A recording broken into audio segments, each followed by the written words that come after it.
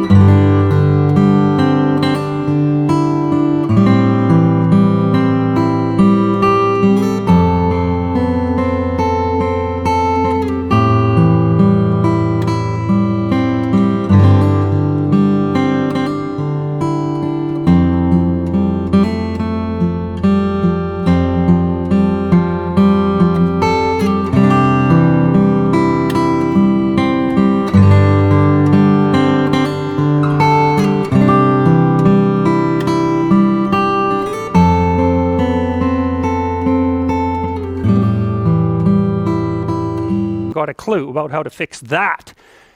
You just walk around that and go find something that you could fix, because if you muck about in that, not only is it unlikely that you'll help that person, it's very likely that you'll get hurt yourself. So, you know, just because while you're experiencing things announce themselves as in need of repair doesn't mean that it's you right then and there that should repair them. You have to have some humility. You know, you don't walk up to a helicopter that isn't working and just start tinkering away with it. You have to stay within your domain of competence. But most of the time, if people look at their lives, you know, it's a very interesting thing to do. I like the idea of the room, because you can do that at the drop of a hat. You know, you go back to where you live and sit down and think, okay, I'm going to make this place better for half an hour. What should I do? And you have to ask. And things will just pop up like mad. And it's partly because your mind is a very strange thing. As soon as you give it a name, a genuine aim, it'll reconfigure the world in keeping with that aim. That's actually how you see to begin with. And so if you set it a task, especially, you have to be genuine about it, which is why you have to bring your thoughts and emotions together, and then you have to get them in your body so you're acting consistently. You have to be genuine about the aim, but once you aim, the world will reconfigure itself around that aim, which is very strange. And it's technically true. You know, the best example of that, you have all seen this video where you watch the basketballs being tossed back and forth between members of the white team versus the black team, and while you're doing that, a gorilla walks up into the middle of the video and you don't see it. It's like, you know, if you thought about that experiment for about 5 years, that would be about the right amount of time to spend thinking about it. Because what it shows you is that you see what you aim at. And that, man, if you can get one thing through your head as a consequence of even being in university, that would be a good one. You see what you aim at. And so because one inference you might draw from that is, be careful what you aim at, right? What you aim at determines the way the world manifests itself to you. And so if the world is manifesting itself in a very negative way, one thing to ask is, are you aiming at the right thing? Now, you know, I'm not trying to reduce everybody's problems to an improper aim. People get cut off at the knees for all sorts of reasons. You know, they get sick, they have accidents. There's a random element to being, that's for sure. And so you don't want to take anything, even that particular phrase, too far. You want to bind it with the fact that random things do happen to people, but it's still a great thing to ask.